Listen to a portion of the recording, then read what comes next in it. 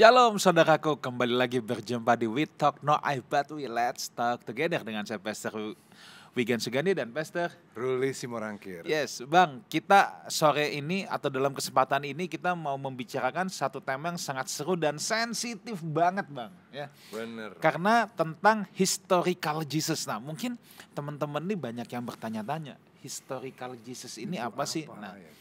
jadi kita mau membahas ya tentang Tuhan kita Yesus Kristus, tapi secara historis, Bang. Secara sejarah. Ya, secara historis ya. Apakah Yesus itu betul mati dan bangkit? Sebab kata orang-orang yang menentang, polemikus berkata Yesus nggak mati. Yesus hanya diserupakan. Ada sebagian lagi, ya dia mati tapi kagak bangkit. Bangkit itu cuman sebuah kiasan bahwa ajarannya masih dikenal sampai hari ini dan lain sebagainya. Itu jadi, sisi negatifnya ya, banyak orang yang mikir begitu ya. Nah, jadi pada kesempatan ini kita mau diskusi nih, Bang.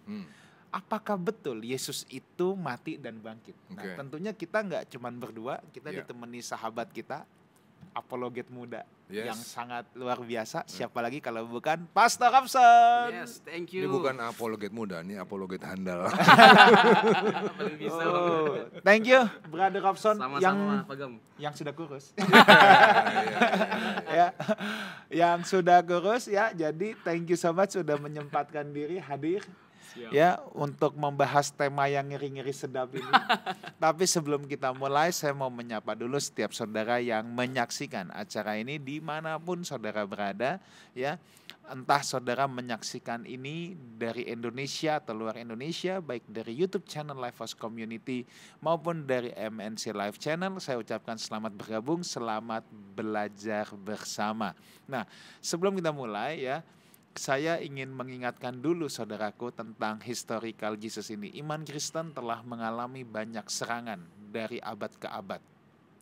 Serangan ini datang dari luar kekristenan yang kita kenal dengan para polemikus, dan juga datang dari dalam kekristenan itu sendiri. Ya, sekitar abad 17-18 muncul gerakan liberalisme, ya, di mana secara umum, walaupun saya tidak bilang semuanya ya, tetapi secara umum mereka mulai menolak kebangkitan, mulai menolak hal-hal yang dianggap tidak masuk di akal. Itu sebabnya tema ini sangat penting supaya apa? Yang pertama, saudara bisa mempertanggungjawabkan iman saudara, ya. Jadi saudara bukan hanya percaya buta, tapi saudara bisa mempertanggungjawabkan iman saudara. Ya. Dan yang kedua, saya harus katakan gini, pengakuan iman kita atau kredo iman kita itu harus atau sudah seharusnya sesuai dengan fakta sejarah. Kenapa? Sebab kekristenan itu bukan dongeng, bukan isapan jempol, tetapi itu harus merupakan ada fakta historisnya juga. Ya. Nah, ini yang nanti akan kita diskusikan, yang akan kita perbincangkan. Ya. Nah, Bang, kita mau tanya-tanya langsung. Mungkin sebelum kita membahas ke historical Jesus ini, kenapa sih Pastor Robson kematian dan kebangkitan Kristus itu selalu menjadi hot topic, dalam tanda petik hot topic, yang dipertentangkan, yang didiskusikan, seakan-akan kenapa sih ini jadi hal yang paling seksi gitu untuk diserang dari kekristenan? Kenapa ini menjadi sentral utamanya? Siap. Mungkin dari perspektif internal dulu ya Pak Gem ya, terkait dengan urgensitas kita membahas ini, atau seberapa penting kita membahas topik mengenai kematian dan kebangkitan Tuhan Yesus atau historical Jesus Christ. Karena begini, jatuh bangunnya kekristenan terletak pada peristiwa kematian dan kebangkitan Yesus Kristus. Kalau Paulus membahasakan seperti ini dalam 1 Korintus pasal yang ke-15 ayat yang ke-17.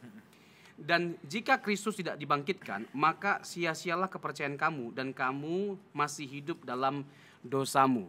Jadi seperti yang kita ketahui bahwa kematian Yesus adalah karena dosa dan bagi orang berdosa. Karena dosa artinya Yesus ya tidak akan mungkin bisa mengalami kematian atau penderitaan kalau kita tidak jatuh dalam dosa. Kalau bagi orang berdosa artinya karya keselamatan yang dikerjakan oleh Yesus melalui karya kematian itu berdampak pada kita memiliki kehidupan kekal. Kita akan mendapatkan keselamatan. Kalau bicara tentang dari sisi internalnya. Jadi ini sesuatu yang sangat-sangat urgent dan ini merupakan jantung dari kekristenan, inti dari kekristenan. Karena kalau Yesus tidak mati, Yesus tidak bangkit, tidak mungkin ada gereja, tidak mungkin ada kekristenan, tidak mungkin ada kehidupan di balik kematian. Jadi ini sangat sentral dalam konteks kekristenan. Misalnya nih ya, kalau dalam surat Paulus itu ya, Pak Gem ya, Bang ya, dia sangat fokus kepada pembahasan mengenai salib Kristus. Misalnya 1 Korintus pasal yang kedua, ayat yang kedua, aku telah memutuskan untuk tidak mengetahui apa-apa di antara kamu selain Yesus yang tersalib. Jadi bagi Paulus, kematian Yesus, salib Yesus itu berbicara segala-galanya.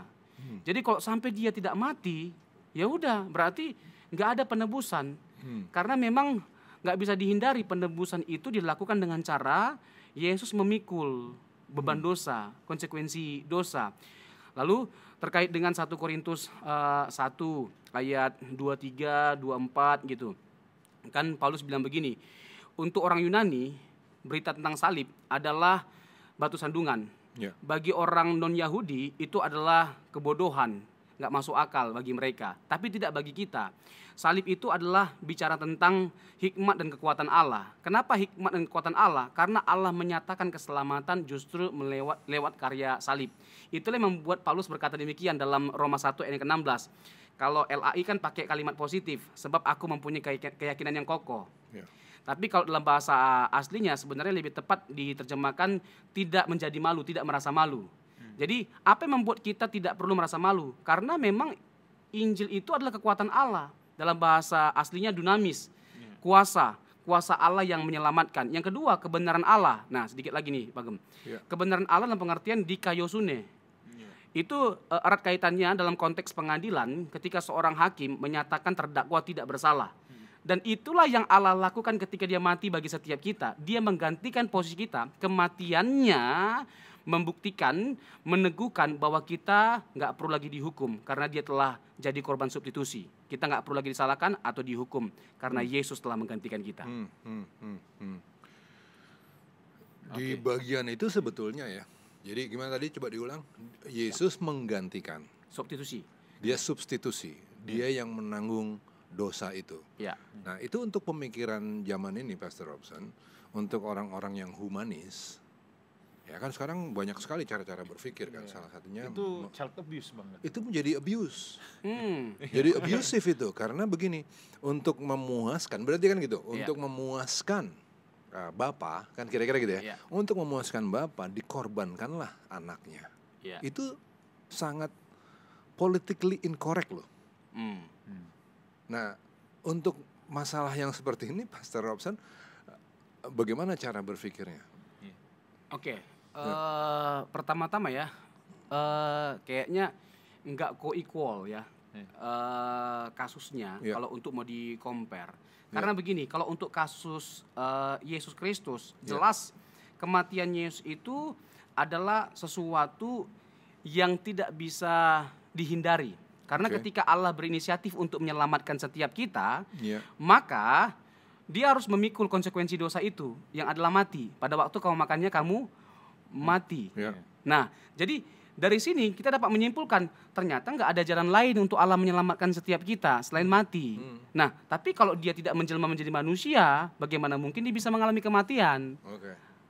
Gitu. Ini kalau saya ya, waktu itu saya pernah dengar ada tulisan, ternyata saya nemu sekarang. Tulisannya seorang namanya Dorothy Zola.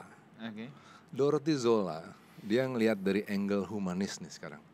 Dia berkata begini, if you don't have a crucified God, kalau kamu nggak punya Allah yang rela untuk disalibkan, you don't have big enough God. Berarti Allahmu itu kurang besar. Gitu dia bilang gitu. Jadi Dorothy Zola menyoroti bahwa kematian Yesus di kayu salib itu bukan soal mengenai kehausdarahan Bapa, Allah Bapa, sehingga dia mengorbankan anaknya yang tunggal. Bukan. Tapi kematian di kayu salib itu adalah karena Allah Bapa melalui Yesus punya kasih yang luar biasa kepada kita. Nah, terus dia lanjutkan tulisannya, dia bilang begini.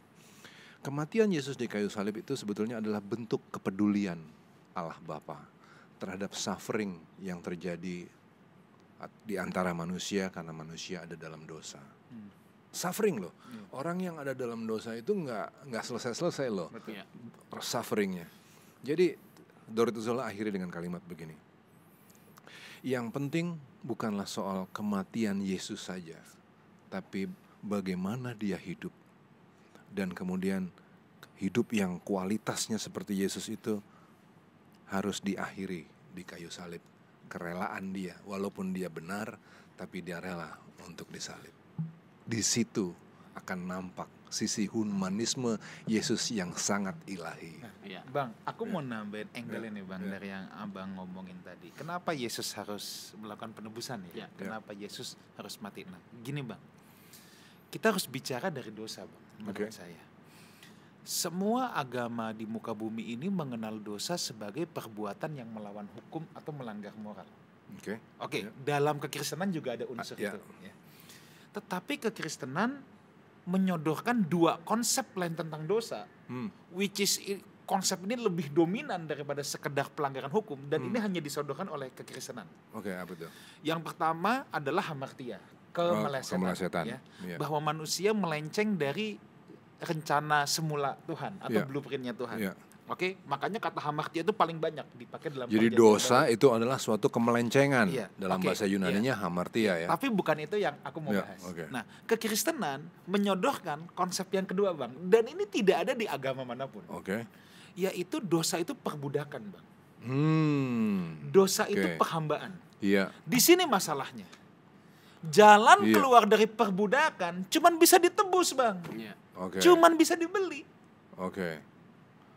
Budak itu tidak punya hak hidup, budak itu cuman bisa ditebus. Upah dosa adalah maut. Someone must pay for this. Harus ada yang membayar. Manusia tidak bisa membayarnya. Maka kematian Kristus diperlukan dan mutlak dia mengambil inisiatif menyatakan kasihnya sebab dia yang mau bayar. Dia yang menebus kita karena dosa itu perbudakan. Kita diperbudak oleh dosa. Siapa yang bisa bayar sekarang? Nah, aku akan melihat dari angle itu. Jadi penebusan itu adalah, kalau buat saya itu penebusan itu adalah Kristus membeli kita. Karena kita yang menjual diri kita sendiri, manusia yang menjual dirinya sendiri menjadi budak dosa. Dan harus ada yang tebus. Kristus melakukan itu buat. Dan betul. Saya mau tekankan terkait dengan poin tadi, nggak ada yang bisa membayar itu. Itu kan 1 Korintus 6 ayat 20 Bagam. Sebab kamu telah dibeli dan harganya telah lunas dibayar. Karena itu muliakanlah Allah dengan tubuhmu. Itu banyak lah ya case-case yang seperti itu diuraikan dalam kebenaran Alkitab. Poin kita adalah finalitas Kristus. Yesus bukan hanya sekedar yang terbaik dan terakhir dalam hal mewahyukan kebenaran, tetapi tidak ada yang bisa menebus setiap kita selain Yesus Kristus. Ketika manusia jatuh dalam dosa, bukan hanya ada satu kepastian, bukan hanya soal bahwa dia akan pasti binasa, tetapi manusia tidak punya kuasa atau kekuatan apapun untuk mengubah nasibnya. Dan dia tidak bisa berharap pada siapapun untuk menolongnya dari kepastian akan kebinasaan selain memandang kepada Allah. Dan keselamatan itu dianugerahkan karena kasih karunia Allah, bukan karena dia memperhitungkan sesuatu pada diri kita. Nggak ada yang diperhitungkan. Makanya saved by the grace alone kan, diselamatkan oleh karena kasih karunia, bukan karena usaha kita. Pastor Robson, kita kan sudah ngomong pentingnya kematian. Pentingnya kebangkitan apa? Iya dong. Ini kalimatnya. Saudara sabar dulu ya. Nanti kita pasti akan ke historical Jesus-nya. Tapi ini pengantarnya dulu nih. Kita kan harus tahu dulu kenapa mati dan bangkit itu penting. Nanti baru kita buktikan secara sejarah. Ayo. Kalau kita pakai Alkitab nih ya, Pak Gem ya. Saya mau pakai bahasa ini dulu di awalnya. Bahwa tidak ada ruang bagi kita untuk sedikit pun meragukan bahwa Yesus itu bangkit dengan kita melihat Alkitab. Nah, kalau bicara tentang urgensitasnya, bayangin ini nggak kebayang bagi setiap kita. Kalau seandainya Yesus tidak bangkit, dia hanya mati dan dikubur. Paulus bilang kita orang paling malang. Orang paling malang. Seandainya itu yang terjadi. Betul. Iya kan? Iya. Nah, kenapa tuh? Ya itu dia. Kalau sampai hal itu terjadi, Yesus tidak bangkit, ya udah, nggak akan ada pengampunan itu, nggak akan ada keselamatan itu, dan kekristenan itu tidak bernilai. Karena kekristenan itu menjadi bernilai luhur, bernilai mulia karena Yesus lewat kebangkitannya yang memberikan satu nilai yang luhur terhadap kekristenan. Jadi membuktikan bahwa maut telah dikalahkan. Ya, itu nanti kan di 1 Korintus pasal 15, hai maut di manakah sengatmu? Artinya Yesus bukan hanya sekedar menghancurkan kuasa kegelapan, kuasa dosa, tapi juga kuasa maut lewat kebangkitannya. Jadi bahkan kita nggak perlu lagi percaya Yesus, ini loh konsekuensinya. Nggak perlu lagi kita percaya Yesus kalau seandainya dia tidak bangkit. Tapi dengan dia bangkit, semua yang telah dia sampaikan waktu dia hidup, yang dia ajarkan kepada para muridnya, semua yang dia lakukan, apapun itu layak untuk dipercayai. Jadi yang memverifikasi semua kebenaran itu justru peristiwa kebangkitannya. Bang, kalau aku pengen bilang gini Bang. Tadi kan kita ini aku coba menyambung ya Bang ya. Upah dosa adalah maut. Ya. Roma 3:23. Tadi kan dosa adalah perbudakan. Tidak ada yang bisa bayar. Yesus yang harus membeli. Nah, Yesus bangkit itu menandakan memang kalau tadi upah dosa adalah maut, sekarang maut dikalahkan. Berarti dia memang sudah berhasil membeli itu dengan lunas. Ya, betul. Bahwa dia tuh membuktikan bahwa ini sudah lunas. Iya, bahwa dia betul-betul bisa beli itu. Nah, itu. Jadi kebangkitan sangat signifikan. Sangat signifikan sekali. Tadi kan Roma 6 ayat 23 yang Pak Gem kutip tadi. Ya kan upah dosa ialah maut. Terus yang Roma 3:23 semua orang telah berbuat dosa dan telah kehilangan kemuliaan Allah. Ini kekristenan itu sesuatu yang amazing, sesuatu yang luar biasa. Kita tidak akan pernah menemukan ada ajaran seperti yang diajarkan oleh Alkitab. Terkait dengan Yesus Kristus, kan pusat dari Injil itu kan tentang Yesus. Injil atau Alkitab nggak bisa disebut sebagai kabar bahagia tanpa Yesus. Jadi Yesuslah yang membuat Injil itu bisa disebut sebagai kabar bahagia karena dia datang untuk kebaikan terbesar kita. Karena dia datang untuk melakukan sesuatu yang siapapun tidak bisa lakukan, yaitu karya keselamatan lewat kematian dan kebangkitannya, Bang. Ya, jadi tadi Pastor Robson sempat sebut bahwa kalau nih garis besar, garis bawah tebel ya, kalau Yesus tidak dibangkitkan, jangan percaya sama Yesus. Apapun. Ya, apapun yang dia bicarakan jangan dipercaya. Tapi fakta bahwa ternyata dia memang dibangkitkan, maka membuat dia menjadi sangat bisa dipercaya. Layak untuk dipercaya dalam segala hal. Layak dipercaya dalam segala hal. Nah, layak dipercaya dalam segala hal itu dimulai dari bahwa Yesus itu punya satu cara hidup di bumi dengan kualitas surga. Nggak ada satupun salah yang dia buat. Iya betul, setuju. Dan kemudian dia selalu berbuat, selalu yang dikerjain itu selalu memberkati orang, selalu membawa manfaat untuk orang lain. Jadi adalah suatu elit kehidupan surga. Implikasinya adalah kalau kita percaya sama Yesus, hiduplah seperti itu, dengan kualitas seperti itu. Kemudian Yesus juga tunjukkan bahwa ketika sistem pemerintahan itu sangat kaku dan tidak peduli kepada orang susah, orang miskin, janda-janda dan segala macam yang lemah, di sana dia datang membela. Implikasinya lagi-lagi, hiduplah seperti itu. Itu kan percayanya kan. Nah, kalau begitu coba lihat sekeliling kita. Ada begitu banyak orang yang kesulitan, adakah kita hidup seperti Yesus? Peduli sama orang lain, menjadi contoh buat banyak orang. Karena Yesus mati dan dibangkitkan, hiduplah seperti itu, kan begitu. Ini menarik nih. Iya kan? Oke, saya mau sambungin lagi nih. Oke, tadi signifikannya Yesus mati dan bangkit. Pertanyaan selanjutnya, bangkitnya gimana sih? Iya dong. Kan masih banyak yang bertanya-tanya, bangkitnya tuh gimana ya pastor ya? Ya. Memang ada perdebatan teologi sih Pak Gem terkait dengan itu. Yesus itu bangkitnya bagaimana? Apakah dia dibangkitkan atau membangkitkan diri sendiri? Nah ini kan satu. Tapi kalau yang jelas ini bukan cuma perlambangan ya. Ini real ya. Nanti kita buktikan ini. Tapi sekarang bangkitnya dulu gimana? Ini sih memang sesuatu yang cukup pelik lah untuk diperdebatkan secara khusus di kalangan akademis. Tapi kita akan memberitahukan sesuatu yang bisa dipertanggungjawabkan secara teologis maupun secara logis. Nah, kalau kita bicara tentang bagaimana Yesus dibangkitkan, kebangkitan Yesus itu sendiri sebagai karya Allah Tritunggal, Pak Gem. Jadi bukan hanya karya salah satu di antara pribadi Tritunggal, tapi karya dari ketiga pribadi Tritunggal itu. Yang kita mulai dari Bapa ya, Pak Gem ya. Ini Ibrani 5 ayat 7 dan 8. Dalam hidupnya sebagai manusia, ia telah mempersembahkan doa dan permohonan dengan ratap tangis dan keluhan kepada Dia, yaitu Bapa, yang sanggup menyelamatkannya dari maut, dan karena kesalehannya ia telah didengarkan. Dari kalimat ini kita dapat menyimpulkan bahwa kebangkitan Yesus itu karya Bapa. Bapa terlibat dalam kebangkitan Tuhan Yesus.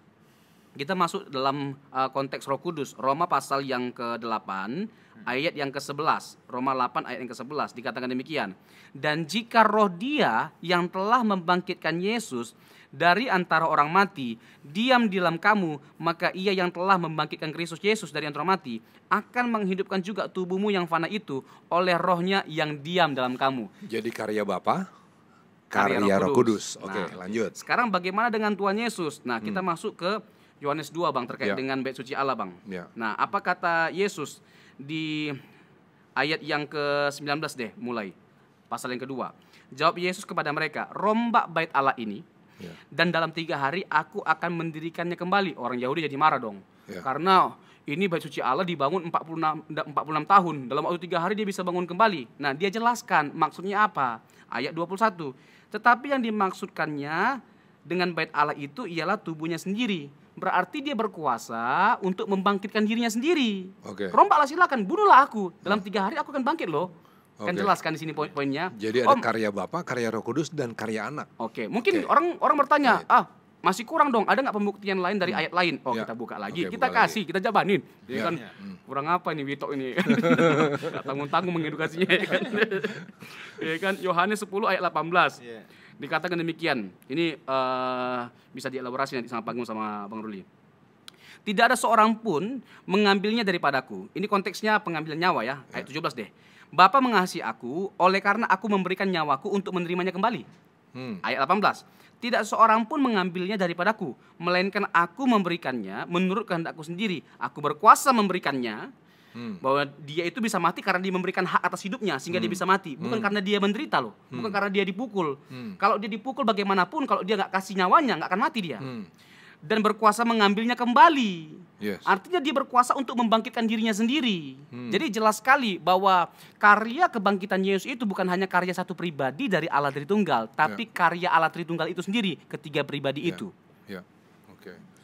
Jadi ini memang kalau dari sudut polemikus ya, polemikus itu senang sekali untuk berpikir seolah-olah kebenaran itu hanya ada 2, hitam atau putih. Siapa yang membangkitkan Yesus? Bapa. Kelar, hitam atau putih, ya kan? Ternyata Pastor Robson ini nawarkan, janganlah kita berpikir sekedar hitam dan putih. Karena kebenaran Allah itu terlalu luas, dalam, dan hampir tidak terselami sama kita.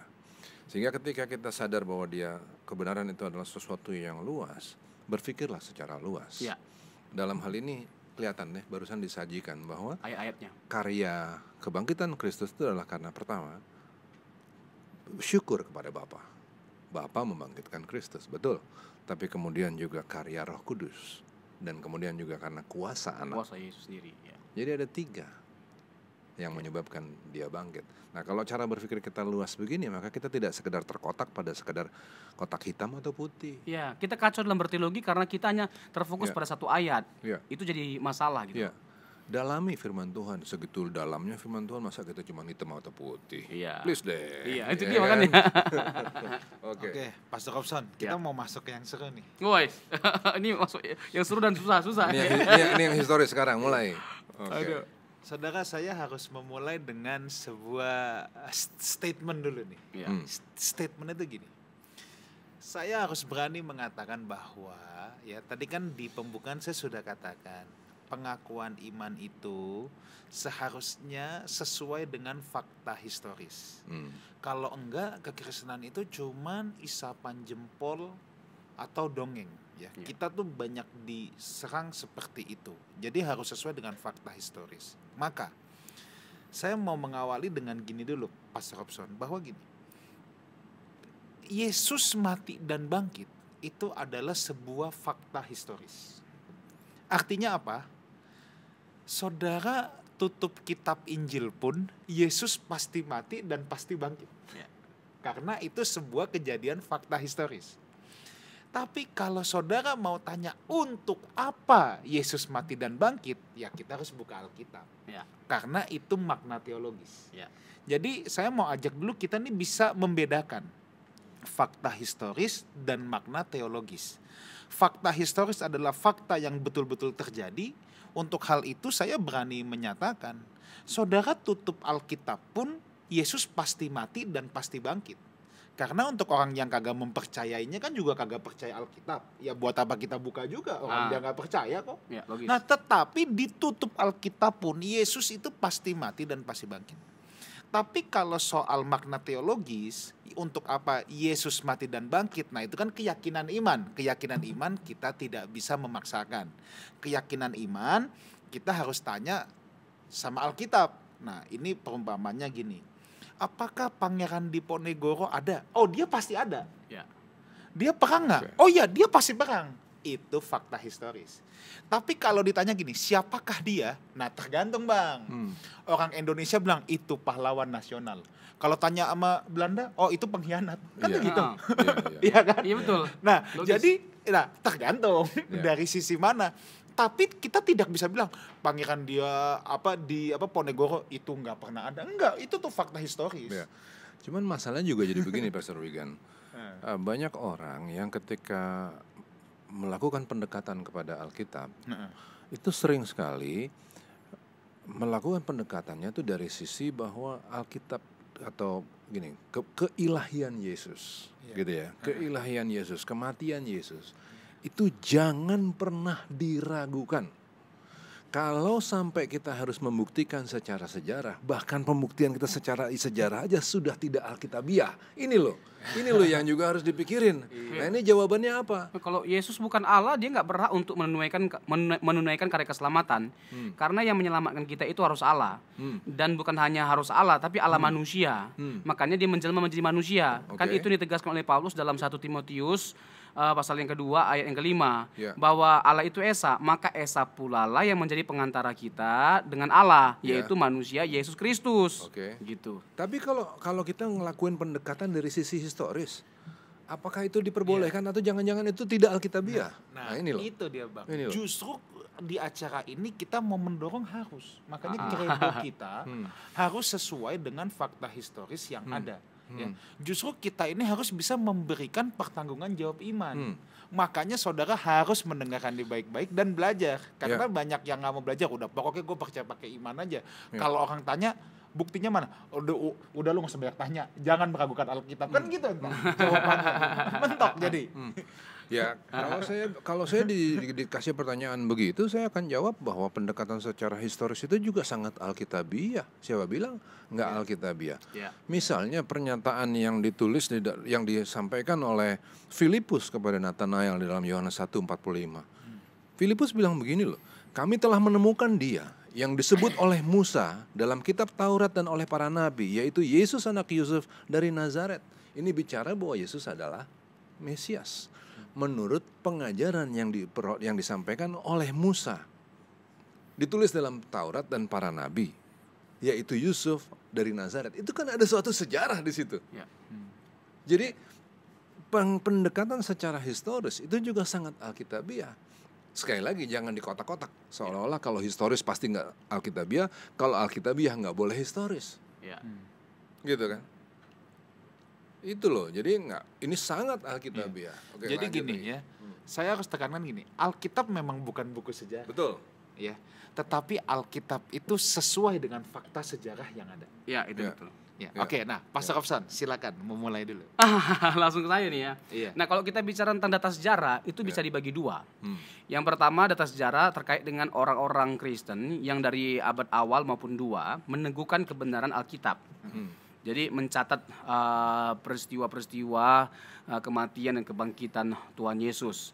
Nah, yang kedua itu yang Kristen, para apologet misalnya. Yang kedua terkait dengan orang-orang non-Kristen. Seandainya kalau yang bukan non-Kristen ada nggak? Ada. Jadi baik data sejarah luar Alkitab yang Kristen maupun non-Kristen kita punya datanya dan banyak. Makanya saya bilang tadi, sebenarnya bukan hanya sekedar dengan menggunakan Alkitab kita nggak bisa menyaksikan atau menolaknya lagi. Bahkan data sejarah pun menyuguhkan, membenarkan, meneguhkan keyakinan kita. Nah, kita mulai dari yang Kristen dulu ya Pak Gem ya. Yeah. Misalnya, Yohanes itu kan memuridkan Ignatius dan Polikarpus. Ignatius dan Polikarpus itu memuridkan seorang yang bernama Irenaeus. Kalau Irenaeus itu di abad kedua memuridkan seorang tokoh yang bernama Hippolytus.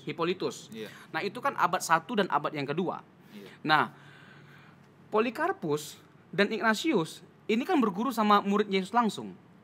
Betul. Bahkan Irenaeus menyaksikan bahwa Polikarpus itu sering menceritakan tentang percakapannya dengan Yohanes, murid Yesus. Artinya, apapun yang diyakini oleh tokoh-tokoh ini, itu sesuatu yang layak untuk diyakini. Dan itulah yang kita yakini sebagai orang Kristen sampai hari ini. Misalnya, data sejarah menunjukkan mereka ini mempercayai Yesus itu Tuhan, Yesus itu Allah, Yesus itu mati, Yesus itu bangkit, dan Yesus akan datang untuk kali kedua. Itu disaksikan oleh tokoh-tokoh Kristen ini, para apologet ini. Yang adalah kesaksian pihak pertama loh ini. Pihak pertama loh ini. Pihak pertama ya. Kalaupun pihak pertama turun ke pihak kedua, itu muridnya mereka. Gitu loh. Terus murid yang kedua itu, murid yang pertama memuridkan lagi. Jadi datanya itu sangat layak untuk dipercayai. Bahkan itu turun kepada bapak-bapak gereja untuk selanjutnya. Sehingga kalaupun kita selalu merujuk kepada bapak-bapak gereja, karena mereka sangat dekat dengan data awal, sumber awal. Gitu loh. Ini poin pertama mengapa kita percaya kepada bapak-bapak gereja. Sehingga kita nggak bisa dengan pongahnya mengatakan, siapa itu bapak-bapak gereja? Mereka tidak layak untuk dipercaya. So, who are you? Who are you? Siapa kamu gitu loh? Apakah kamu lebih layak dipercaya daripada mereka yang merupakan saksi mata langsung? Kan gitu. Jadi itu dari sisi yang data luar Alkitab tapi yang Kristen. Atau mungkin yang non Kristen, Pak Gem dulu. Tunggu. Saya mau tambahkan dulu. Okay. Seru nih. Ini seru. Jadi apa yang tadi Pastor Robson katakan, saudara, inilah yang disebut dengan apostolic fathers. Orang-orang yang punya rantai kerasulan. Ignatius. Ini kita belum ngomong Clement. Clement juga ada. Clement itu pernah dimuridkan sama Petrus juga. Ya. Itu kalau saudara Uskup Roma itu baca di kitab Roma, saudara akan menemukan kata ada nama Clement, di mana Paulus bilang salam untuk Clement gitu. Filipi 4 ayat 3 kalau nggak salah.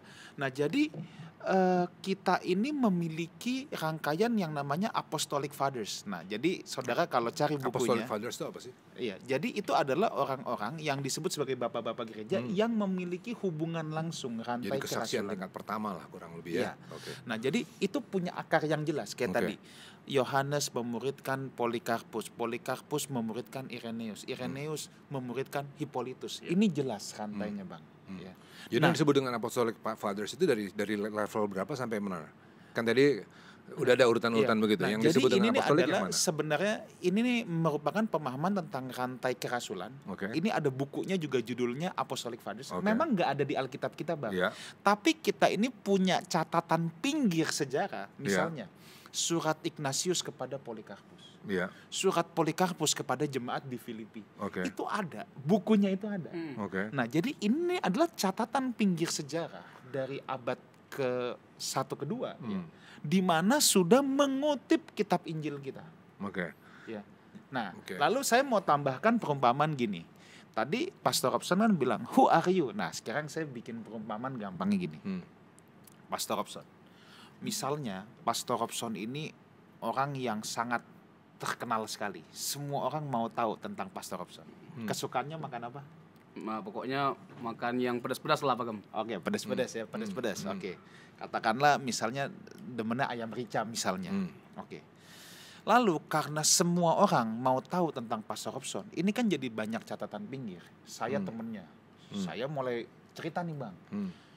Itu Pastor Robson yang terkenal paling suka ayam rica yang pedes banget. Abang juga temennya kan bilang itu Pastor Robson paling suka ayam rica yang pedes banget. Abang cerita sama anak-anak abang, sama Andriel, Brian, sama Asa, temen bapak yang namanya Pastor Robson. Sukanya ayam rica yang pedas. Oke. Karena ini kan tokoh sentral yang terkenal. Nanti Adriel cerita lagi sama temennya. Temennya bapak gua tuh. Nah, ini kan Apostolic Fathers tuh gini loh. Adanya satu rantai kerasulan yang dari sumber langsung pasti terpercaya. Oke. Jadi kalau begitu Apostolic Fathers kita bisa bilang gini, dari sumber yang terpercaya. Dari sumber pertama. Kemudian message-nya tetap sama. Message-nya tetap Poinnya sama. di situ. Iya kan? Sekalipun udah mungkin ada generasi tapi poinnya tetap sama. Message-nya tetap sama. Oke, lanjut. Kalau 1000 tahun kemudian muncul profesor sejarah dengan titel apapun, tiba-tiba bikin teori. Robson gak suka makan ayam rica. Dia sukanya makan mie Jawa, misalnya gitu. Sekarang mana yang kita mau percaya? Mana yang lebih layak dipercaya? Kira-kira orang yang hidup sejaman atau yang 1000 tahun kemudian. Itu logikanya. Ini nih adalah logikanya. Nah, gereja itu punya sangat banyak catatan pinggir sejarah tentang ini. Jadi ketika orang bilang Yesus nggak bangkit, lah, ya lebih percaya yang hidup sejaman. Saya ngewakilin dulu nih pertanyaan dari teman-teman yang mungkin nyaksiin acara ini. Di mana kalau mereka mau cari silsilah dari Apostolic Fathers ini, kemudian apa yang ditulis oleh mereka dan lain-lain, itu mereka bisa temuin di mana? Catatan pinggir tadi itu bisa ditemuin di mana? Sekarang ini udah zaman teknologi, dapetin buku-bukunya aja tuh gampang. Contohnya? Kalau saudara mau buku Apostolic Fathers, tanya saya kirim langsung PDF. Karena itu bacaan saya. Nah, tapi kita harus mengakui gini. Nah, gereja-gereja saudara kita, gereja ortodoks, itu sangat kaya dalam catatan pinggir abad 1, abad 2, abad 3. Dan itu menjadi menurut saya sumbangsi yang bernilai tinggi. Walaupun itu bukan kitab suci, tetapi itu sumbangsi yang sangat berharga untuk kekristenan. Contoh nih Bang, kalau tadi Pastor Robson sempat sebut nama Ignatius muridnya Rasul Yohanes. Nah, ini saya bisa cerita lagi nih, walaupun ini tidak ada di Alkitab. Ignatius adalah salah seorang anak-anak yang datang kepada Tuhan Yesus yang ditumpangin tangan. Nah, ini nih nggak ada di Alkitab, tapi ini ada di catatan pinggir sejarah, Bang. Nah, jadi kita tuh kaya, sangat akan hal-hal yang seperti barusan nih saya masukin nih, sambil ngomong gini saya masukin di Google, saya masukinnya sederhana aja, Apostolic Fathers. Langsung keluar Apostolic Fathers PDF, writings, book, timeline, definition, wholeness on the Eucharist. Udah, sederhana itu aja. Saudara, saya kan biasa kagak bawa buku ya. Kali ini emang bawa buku yang agak menakutkan. Ini buku tebelnya sebagong-bagong ini. The works of Flavius Josephus. Tulisan dari William? Ini William Whiston ini yang menerjemahkan. Jadi Flavius Josephus ini, kalau saya boleh cerita, dia ini bukan orang Kristen. Bahkan bukan orang Kristen. Iya, bukan. Sebab kita ini sekarang mau menceritakan sumber-sumber tadi. Kalau saya katakan Yesus pasti mati dan bangkit, tapi kita ambil dari luar kekristenan. Ini kita udah mulai masuk poin kedua. Tadi poin pertama dari Pastor Robson adalah dari sumber Kristen, Apostolic Fathers. Nah, sekarang masuk ke poin kedua. Poin keduanya non-Kristen. Mungkin saya jangan masuk ke Flavius dulu. Saya akan bacakan ya. Ini saya ambil dari. Masih tetap berarti sumber Kristen nih ya. Sumber non-Kristen ini. Udah non-Kristen. Udah non-Kristen ya. Karena ini banyak ya. Udah non-Kristen. Ini nih tulisan Bapak Dr. Bambang Nurseno menjawab kesalahpahaman dalam dialog teologis Kristen ya. Ini tentang penebusan. Nah, ini fakta-fakta sejarah yang saudara tentunya juga bisa Google ya. Ini beliau kasih banyak referensinya ya. Yang pertama, Cornelius Tacitus. Tacitus ya. Yang hidup CHI ya. TACITUS. Cornelius Tacitus. Ini hidup tahun 56 sampai 117. Dalam bukunya Annals, dia ini sejarawan Romawi, Bang. Dia ini kenapa bisa ada nama Yesus nyempil? Karena kematian Yesus itu ada hubungannya dengan masalah politik. Pada saat itu, makanya nyempil. Kalau nggak ada hubungan sama masalah politik, dia tidak pusing. Ya, nah ini dalam buku Annals ya, bukunya yang judulnya Annals, buku 15 pasal ke-44. Ini saya nggak perlu bacain bahasa Latinnya ya, nggak ada ngerti juga. Saya juga kelibet-libet lidah kalau suruh baca bahasa Latin. Tapi ditransliterasikan gini, akibatnya untuk menghentikan desas-desus itu, Nero yang diikat rasa bersalah mengalihkan tuduhan dengan memfitnah dan menghukum dengan siksaan paling keji kepada orang-orang yang disebut orang Kristen yang dibenci karena kejahatannya. Kristus, dari siapa nama kepercayaan itu berasal, telah dihukum mati pada masa pemerintahan Tiberius oleh salah seorang prokurator kita, Pontius Pilatus. Nah, jadi ini kan gak ada hubungan, tetapi jelas di zamannya siapa? Tiberius oleh prokurator kita, Pontius Pilatus. Maksudnya gak ada hubungan tadi apa? Bukan orang Kristen. Bukan orang Kristen. Tetapi Alkitab kita juga mencatat dengan jelas. Yesus mati itu di zamannya siapa? Makanya pengakuan iman rasuli kan di bawah pemerintahan Pontius Pilatus. Sebab harus jelas eranya kapan. Berarti sinkron nih. Sinkron, iya. Nah, jadi Yesus mati. Ya, saudara tutup Alkitab dia pasti mati. Ya. Gitu, ya. Dia tuh pasti mati. Nah, sebab catatan pinggir sejarah pun bilang dia dihukum mati. Maksudnya tutup Alkitab dia pasti mati itu gimana sih? Loh iya, ini kan catatan sejarah. Iya, bahwa tutup Yesus Alkitab, lihat sejarah gitu ya. Jadi tutup Alkitab apakah masih tetap bisa dibuktikan bahwa dia mati dan bangkit? Lihatlah sejarahnya gitu ya. Nah, makanya ini saya katakan nih. Yang kedua ya. Yang kedua. Itu tadi Tacitus. Ini kan ada banyak ya, ada Maraben, Serapion apa. Saya ke sini aja. Lucianus dari Samosata. Nah, ini nih seorang satiris nih. Ini nih seorang satir yang dengan kasar dan sinis mengejek pengikut Kristus. Ya, bahkan dia suka menyebut orang Kristen sebagai penjahat yang paling miskin. Nah, dia tulis gini. Mereka menyembahnya sebagai seorang dewa dan menerimanya darinya suatu hukum dan mengangkatnya seperti pemimpin mereka. Orang-orang Kristen itu seperti yang kamu tahu menyembah seorang pria untuk sampai sekarang ini, yaitu tokoh terkemuka yang memperkenalkan ritus baru bagi mereka dan yang disalibkan karena alasan itu. Jadi disalibkan. Iya. Oke. Ya, oke. Dia ngeledek tapi di ujungnya mengakui bahwa disalibkan. Karena ini fakta historis. Dan ya bagi mereka ini kan hinaan, Bang. Ya, bagi mereka kan ini hinaan. Iya. Ya. Jadi ini ada banyak. Nah, ini contoh. Ini Talus dan Plegon ya. Talus ini dalam buku 3 ini. Dia menceritakan ya cuaca. Iya. Alkitab kita tulis gelap gulita dari jam 12 melanda. Jam 3. Nah, kalau dia bilangnya pernah terjadi suatu gerhana matahari. Nah, jadi catatan jadi catatan sejarah itu pun itu ada, Bang. Catatan sejarah itu pun ada. Dan itu Talus itu tahun 5 sampai 60. Iya. Abad pertama masih kategori. Ini nih ada apa banyak ya. Nah, oke. Sekarang Talmud Yahudi. Talmud Yahudi ya. Toledot Yesu. Silsilah Yesus ya. Yang disebut Yesu ben Pantera. Pantera ini plesetan dari kata Parthenos atau perawan. Dalam Yunani Parthenos itu perawan, tapi karena ini dalam literatur rabbinik Yahudi yang menyindir ini, maka dibilangnya Ben Pantera. Dibilang Yesus itu anak perwira Romawi yang selingkuh sama Maria. Ya. Oke. Nah, itu dalam Talmud Bavli Traktat Sanhedrin 43a. Ya.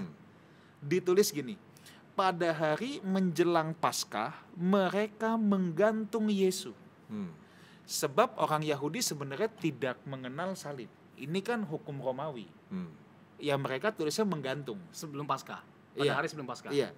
Nah, jadi faktanya adalah digantung sebelum Paskah, sesuai dengan faktanya Alkitab ya. Nah, sebelumnya selama 40 hari telah beredar pengumuman bahwa Yesus akan dilontari batu karena ia telah melakukan sihir dan telah menipu serta menyesatkan orang-orang Israel.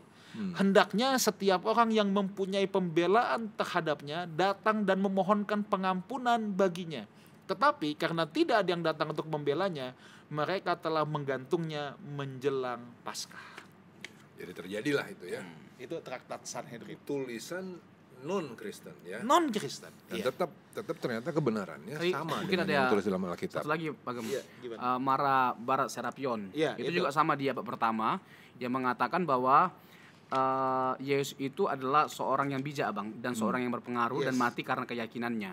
Nah itu jadi tadi banyak sekali ya yang sudah disuguhkan sama Pagam ya, Josephus Flavius, Talus. Nah, ini yang si Flavius saya belum cerita nih. Oh nanti boleh Pagam cerita. Ini nih saya cerita terakhir dikit ya, terus ke Pastor Robson ya. Nah, ini Josephus Flavius ini saudara ya, ini sejarawan Yahudi. Okay. Ya. Ini adalah buku yang dianggap sumber sejarah Yahudi tertua yang menyaksikan Yesus di luar sumber Injil-Injil kanonik atau Alkitab yang kita percaya ya. Josephus ini sejarawan Yahudi, lahir dari keluarga imam Yahudi Kohanim pada tahun 37 Masehi ya. Nah, jadi beberapa tahun setelah kenaikan Yesus ke surga. Pada tahun 56, dia masih umur 19 tahun Bang, dia masuk ke partai Parisi, si Flavius ini. Pada tahun 63, ia sempat mengunjungi Roma dan melihat dari dekat kekuasaan kaisar pada zaman itu. Nah, tahun 66 pecah perang Yahudi. Sebenarnya dia sempat diangkat jadi komandan perang Yahudi untuk mempertahankan benteng Yotapata dari serangan tentara Roma. Tapi tentara Yahudi kalah. Lalu dia berbalik Bang. Dia tuh berbalik bergabung sama Roma, memohon pengampunan sama pihak Roma. Nah, Josephus ini sangat disenangi, di sini ditulis ya, oleh Kaisar Vespasianus. Nah, Vespasianus ya. Nah, kemudian pada tahun 69 ya, itu di zaman Jenderal Titus ya, ketika menghancurkan Yerusalem, Josephus ditempatkan di markas besar Roma. Dan dia bertindak sebagai penerjemahnya Titus. Oke. Ya. Apa yang dia tulis rupanya? Nah, sang jenderal, jadi di mata teman-teman sebangsanya Josephus ini pengkhianat, pasti udah. Nah, lalu dia mau menebus dosanya, membayar pengkhianatannya itu dengan menulis buku sejarah Yahudi yang paling lengkap. Judulnya The Jewish War, Perang Yahudi, yang merekam peristiwa 170 SM sampai tahun 73 Masehi. Jadi itu adalah latar belakangnya ya. Latar belakangnya. Nah, lalu dia juga tulis, kalau kita menemukan dalam Kisah Rasul ya, ada Agripa yang ditampar malaikat Tuhan ya, itu di kitab Kisah Para Rasul. Kita kan mungkin bingung, itu seperti apa sih ditampar malaikat Tuhan ya. Nah, ini juga diceritakan bahwa dia seketika merasa sakit seperti ditusuk pada jantungnya ya, kalau nggak sekarang ini serangan jantung ya. Sakit keras pada perutnya, dimulai dengan serangan yang sangat hebat dan Agripa memang meninggal di tahun 54 Masehi itu. Itulah yang di Alkitab disebut sebagai ditampar malaikat Tuhan. Ya. Lalu dia juga ada menuliskan tentang Yohanes Pembaptis juga. Ya. Nah, tetapi kalau yang seru ini, dia menuliskan. Nah, ini dalam buku Antiquities. Ya. Dalam buku Antiquities ini, buku 18 chapter yang ketiga. Ya. Di sini dituliskan begini, saya terjemahannya ya. Pada masa itu tampillah Yesus, seorang manusia arif, bijak dan bijaksana, kalau boleh disebut manusia oleh para pengikutnya. Dia melakukan perbuatan-perbuatan ajaib dan menjadi guru mereka yang gemar mencari kebenaran.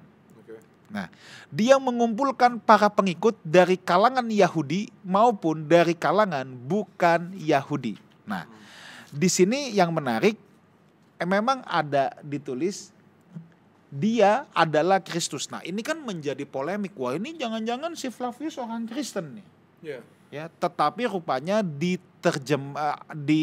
temukan ya kitab Flavius dalam bahasa yang lebih tua ya, yang digunakan kata mitzvara. Ya, mitzvara. Rupanya terjemahan Yunani itu belakangan, Bang. Yang lebih tua, tapi ini hilang dalam terjemahan bebas. Nah, kata mitzvara itu yang artinya tampaknya. Tampaknya dia Mesias bagi pengikut-pengikutnya, tentunya ya. Oke, nah. Lalu Pilatus telah menjatuhkan hukuman mati di kayu salib kepadanya atas desakan para pemimpin agama kita. Tetapi mereka tetap mengasihi dia. Tetapi mereka yang mengasihi dia tetap berbuat demikian. Artinya sekalipun dijatuhi hukuman mati, para pengikutnya tetap mengasihi dia. Kenapa? Nah ini dia. Dia tulis, sebab dia, Yesus, menampakkan diri kepada mereka pada hari yang ketiga dalam keadaan hidup kembali. Golongan yang disebut berdasarkan namanya, yaitu kaum Kristen, masih tetap ada sampai hari ini. Di mana Flavius Josephus menulis buku itu. Ya. Oke. Nah, jadi sumber-sumber non-Kristen itu ada banyak. Bahkan dari orang-orang yang sebetulnya pernah berkhianat gitu ya. Mereka justru kasih kesaksian yang membenarkan kebenaran dari Alkitab. Jadi waktu kita tinggal dikit, apa yang mau ditambahkan? Jadi begini Pak Gami ya Bang Ruli ya. Tadi kan di awal kita tegaskan bahwa jatuh bangunnya kekristenan itu terletak pada peristiwa kematian dan kebangkitan Tuhan Yesus. Berarti peristiwa kematian kebangkitan ini sesuatu yang sangat penting. Dan ini bukan hanya sekedar sesuatu yang bisa dibuktikan secara teologis, tapi juga secara historis maupun secara logis, filosofis kita sangat bisa membuktikan kebenaran ini.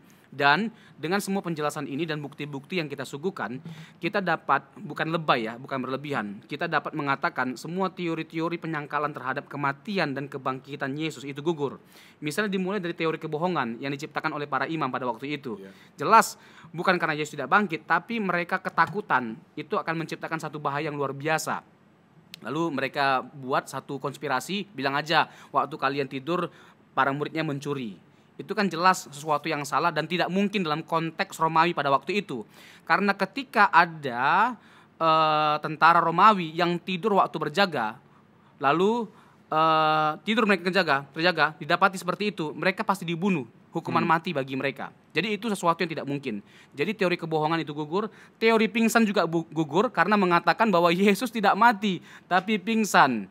Ya, lalu ada teori yang lain-lainnya yang menegaskan bahwa Yesus itu tidak mati. Bahkan gini, Pak Gem, ini Bang Ruli, ada Jesus Seminar ya, salah satunya tokohnya itu mengatakan bahwa Yesus itu waktu dikubur terlalu dangkal pemakamannya, sehingga dimakan oleh anjing-anjing. Ya, ini kan konyol banget. Nah, jadi banyak sekali teori. Ada yang mengatakan dia tidak mati tapi pergi ke India. Ngapain Yesus pergi ke India? Mau jadi pemain sinetron Bollywood? Kan ini omong kosong semua. Ini ada yang bilang diserupakan. Nah, ada juga yang bilang diserupakan, bukan Yesus yang disalibkan, tapi yang mirip Yesus yaitu Yudas. Kalau diserupakan, masa ibunya murid-muridnya Nggak pada tahu. kagak kenalin? Iya. Loh, iya dong. Iya, betul. Jadi nggak logis. Ada banyak lagi ya teolog atau kelompok-kelompok yang kita sebut dengan liberal. Misalnya Yesus sejarah. Banyak teori yang mereka hasilkan. Misalnya Rudolf Bultmann ya Pak Gamia terkait dengan demitologisasi, bahwa Alkitab itu termuat banyak sekali cerita tentang mitos. Termasuk Yesus bangkit dari kematian itu dianggap mitos dan harus dimitologisasi, harus dibuang dari Alkitab. Nah, ini kan konyol sekali. Nah, mungkin saya minta waktu sedikit terkait dengan pembuktian secara Alkitab.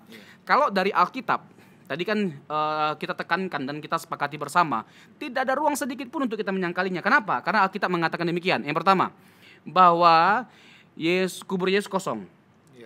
Yang kedua, kain kafan ditinggalkan. Kain kafannya ditinggalkan. Kalau memang Yesus itu dicuri mayatnya, ngapain Yesus ninggalkan kain kafan? Itu kan konyol. Ngapain para murid ninggalin kain kafannya untuk apa? Yang ketiga, para saksi. Saksi dari Yesus yang bangkit nanti diteguhkan oleh Paulus, Bang, di 1 Korintus pasal 15. Jadi ada Yakobus, ada 12 murid Yesus, lalu ada 500 pasang mata yang notabene menurut hukum perjanjian lama 2-3 orang saksi suatu perkara dianggap sah. Ini bukan hanya 2-3 orang, 500 pasang mata. Dan Paulus mengidentifikasi dirinya sebagai yang paling terakhir. Jadi dia menampakkan diri kepada banyak saksi. Yang keempat, ini yang saya sukai, yaitu para murid mengalami satu perubahan yang radikal dari pengecut, pengkhianat, ya, penakut, lalu menjadi pemberani, dan mereka bukan hanya sekedar berani memberitakan Injil, sampai pada titik mereka berani mempertaruhkan nyawa mereka. Kalau mau ditanya nih, alasan apa yang paling logis untuk menjawab mengapa para murid bisa mengalami satu perubahan yang radikal kalau bukan Yesus yang bangkit? Tidak ada jawaban yang lain yang lebih masuk akal untuk menjawab persoalan itu selain karena Yesus bangkit dari kematian. Oke. Dan menurut catatan Alkitab, ia menampakkan diri kepada lebih dari 500 orang. 1 Korintus 15. Oke. Ada apa lagi yang mau ditambahkan? Bang Kita Ruli. sudah di penghujung. Udah nggak ada lagi apa? Udah semuanya di Saking cover. kuatnya nih Bang. Udah saking kuatnya nih. Udah saking. Keyakinan kita nih. Ya. Oke, jadi mungkin ada closing statement Ya. Jadi singkat padat jelas. Ya. Tanpa Yesus tidak ada keindahan, tidak ada kehidupan kekal, tidak ada pengampunan, tidak ada keselamatan. Itulah yang membuat kita berkeyakinan bahwa Yesus itu tidak mungkin hanya mati, tapi dia bangkit. Dan karena Yesus bangkit, semua yang dia lakukan, semua yang diajarkan layak untuk dipercayai. Dan tidak ada respon yang lebih tepat dituntut dari setiap kita selain datang kepada Yesus supaya kita menerima keselamatan yang telah dia sediakan. Iya. Ada satu kalimat sederhana yang bilang truth prevails. Kebenaran itu nggak bisa ditahan. Kebenaran itu akan selalu nemuin jalannya untuk membuktikan dirinya bahwa dia benar. Okay. Nah, malam ini rasanya apa yang kami sajikan ini menunjukkan bahwa iman yang kita punya di dalam Yesus itu adalah iman yang benar. Jadi apa yang terasa dalam hati saya hari ini? Saya bangga. Saya mau bilang terima kasih Tuhan, aku punya iman yang benar. Amin. Terima kasih. Buktinya udah terlalu banyak dari penulis-penulis Kristen, non-Kristen, orang-orang yang sebenarnya berseberangan, tetap ngasih satu kebenaran yang tidak bisa dibantah. Iya. Jadi ya kalau dari saya, jadi kematian dan kebangkitan Kristus itu fakta historis ya. Amin. Kita tutup Alkitab pun Yesus pasti mati dan pasti bangkit. Udah titik gitu. Tutup Alkitab pun Yesus pasti mati dan pasti bangkit. Tapi Pastor Robson, kita punya hutang nih jadinya. Kita mau menunjukkan ya bahwa ada begitu banyak arkeologis yang membuktikan bahwa Alkitab itu benar. Wow. Penemuan-penemuan arkeologi ya. Semakin digali, semakin membuktikan bahwa Alkitab itu benar. Wow. Ya, nah ini jadi PR nih. Ya. Pastor Robson harus siap nih. Siap. Iya. Oke, baik saudara, demikianlah saya berharap bahwa perbincangan kita pada kesempatan ini menjadi berkat dan bahan pembelajaran bagi kita semua, dan iman saudara semakin teguh bahwa Yesus Kristus sudah menebus kita dari dosa dan ia telah mengalahkan maut. Sampai jumpa di We Talk yang akan datang. We Talk No I But We Let's Talk Together. God bless. Tuhan memberkati.